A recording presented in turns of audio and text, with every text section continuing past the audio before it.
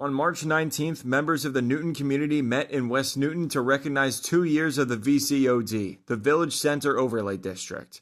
The VCOD was passed in December 2023 in response to the MBTA Communities Act. The MBTA Community Zoning Law was adopted 5 years ago, and cities and towns have been implementing it ever since.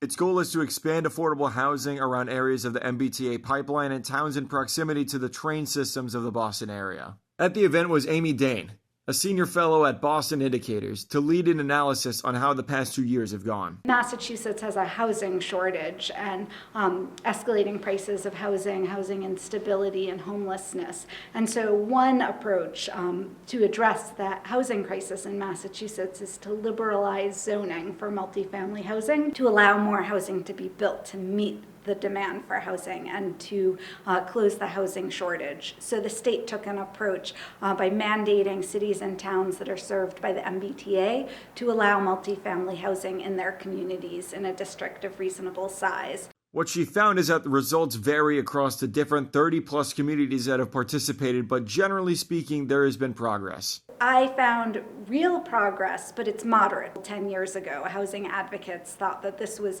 really politically challenging and have been happily surprised that the law passed and has been almost fully implemented, and now we're seeing diverse housing across many communities. It is one leg of a big marathon.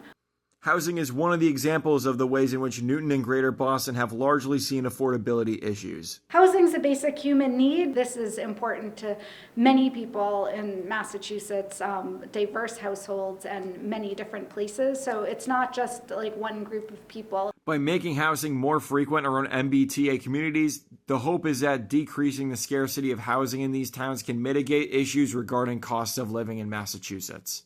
Ideally, over time, this creates more housing choice, more housing opportunities, and more housing stability that should affect and improve life for the population at large. Alex Nason, Newton News, West Newton.